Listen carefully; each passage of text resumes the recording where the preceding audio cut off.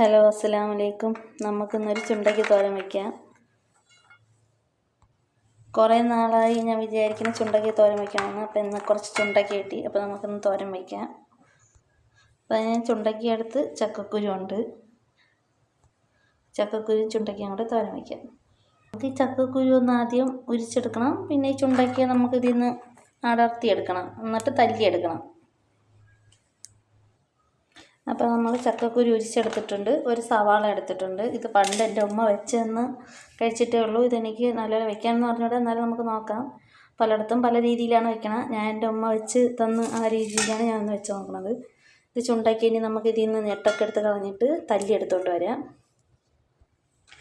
അപ്പം നമ്മളതിൻ്റെ ഞെട്ടൊക്കെ എടുത്ത് കളഞ്ഞിട്ടുണ്ട്. ഇനി ഇത് നമുക്ക് കല്ലിൽ വെച്ചിട്ട് ഓരോന്നായിട്ട് ചതയ്ക്കണം. ചതയ്ക്കുമ്പോൾ ഇതിൻ്റെ ചെറിയ കുരു ഉണ്ട്, അത് കളഞ്ഞിട്ട് ഇതിൻ്റെ തോട് മാത്രം നമുക്ക് എടുക്കണം.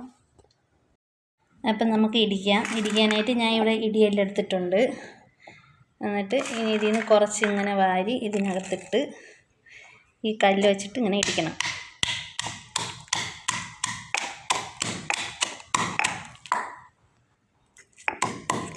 വേണ്ട, ഇപ്പം ഇടിച്ച് ഞാൻ കാണിച്ചു തരാം. അതെ, ഇങ്ങനെ ആയിട്ടുണ്ട്. ഇനി ഇത് നമുക്ക് ഇങ്ങനെ വെള്ളത്തിലോട്ടിട്ടിട്ട് ഇങ്ങനെ കഴുകിയെടുക്കണം. അപ്പം ഇങ്ങനെ തോട് ഈ രീതിയിൽ കിട്ടുന്നുണ്ട്. അപ്പോൾ അതിൻ്റെ അകത്തുനിന്ന് ആ കുരുവെല്ലാം പോയിട്ട് തോട് മാത്രം കിട്ടും. ഇതാണ് നമുക്ക് തോരൻ വയ്ക്കാൻ വേണ്ടത്. അപ്പം ബാക്കിയെല്ലാം ഞാൻ ഇങ്ങനെ ഇടിച്ചെടുക്കാം. വീഡിയോ എടുക്കുന്നതും ഇത് ഇടിക്കുന്നതും എല്ലാം ഞാൻ മാത്രം ആയതുകൊണ്ടാണ് ഇടിക്കണതൊക്കെ കാണിച്ചു തരാൻ പറ്റാത്തത്. അപ്പം ഞാൻ ഇതത്ര ഇടിച്ച് ഇങ്ങനെ വെള്ളത്തിട്ട് കലക്കിയിട്ട് കാണിച്ചു തരാം.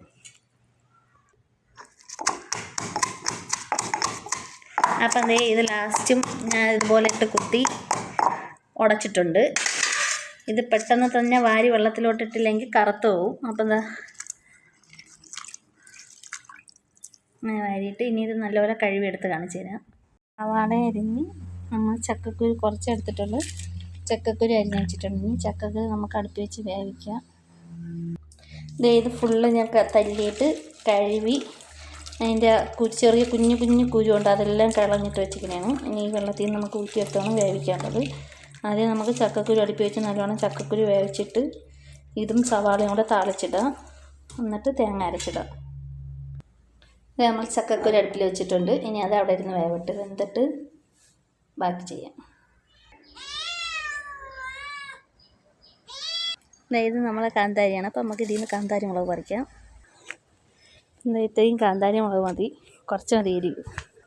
നമുക്ക് കുറച്ച് എരിവാണ് ഇഷ്ടം, അതുകൊണ്ട് നമ്മൾ ഇത്രയും കാന്താരി മുളക് എടുക്കുന്നുള്ളൂ. അപ്പോൾ അരച്ചെടുക്കാൻ നമുക്ക് ഇതിട്ട് കൊടുക്കാം. വെളുത്തുള്ളി, കാന്താരി മുളക്, 2 കൊച്ചുള്ളിയും കൂടെ ഇട്ട് കൊടുക്കാം. ഇനി നമുക്ക് ആവശ്യത്തിന് തേങ്ങ ഇട്ട് കൊടുക്കാം.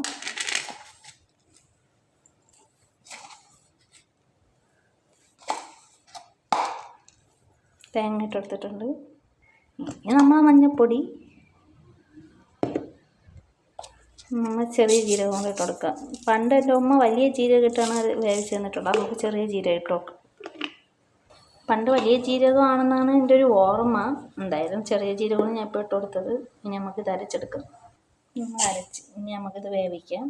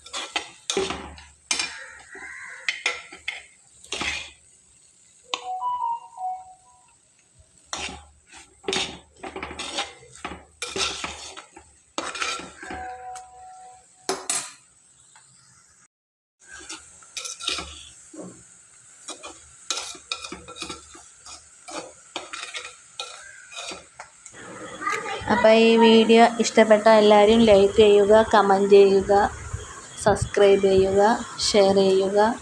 അപ്പോൾ ഒന്ന് എല്ലാവരും ഇതൊന്ന് ട്രൈ ചെയ്ത് നോക്കണം. നല്ല രുചിയായിരുന്നു കേട്ടോ.